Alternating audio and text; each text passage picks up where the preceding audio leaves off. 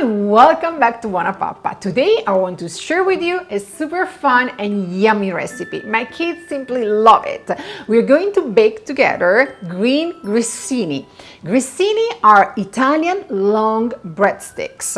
I don't know how many grissini I gave to my kids since they were very little just to snack. It's a super healthy and simple to prepare healthy snack.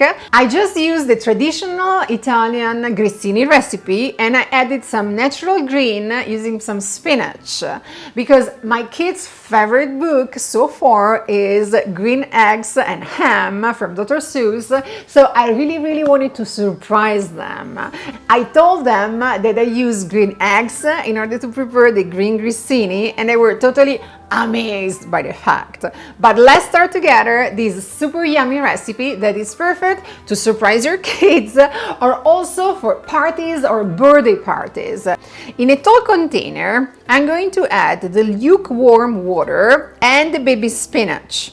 Using an immersion blender, I'm going to create a nice and very watery puree. I'm also going to add the instant yeast into the green water, stir, and let it rest for a few minutes. In a stand mixer, add the watery green mix, the extra virgin olive oil, the sugar, and half of the flour. Let the stand mixer start and work for 2-3 minutes. At this point, add the salt and slowly the remaining flour.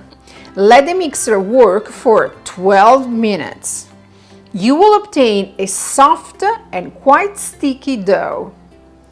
Place the dough in a bowl previously greased with other extra virgin olive oil. Cover with some plastic paper and let it rest for 20 minutes. The plastic paper cover is very important because you do not want the surface of the dough to dry out. You will see that the dough will rise, almost doubling its size. Gently remove the dough from the bowl. Fold the dough on itself very gently few times and shape it like a sausage. Wrap in plastic paper greased with olive oil. And I use the same plastic paper that I used at the beginning. Cover with a cloth and let it rise for 1 hour. You will see that the dough will double again its size. Remove the cloth and gently remove part of the plastic. I didn't remove it all at once as I didn't want the dough to dry out on the surface, same reason as before. Cut a 1/2 inch slice of the dough and it will look like a small cylinder.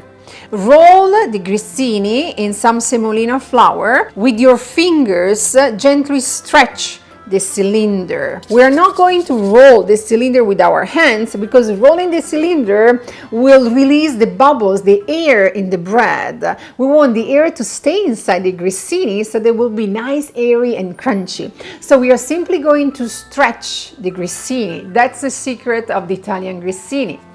And place it on a baking sheet greased with some olive oil.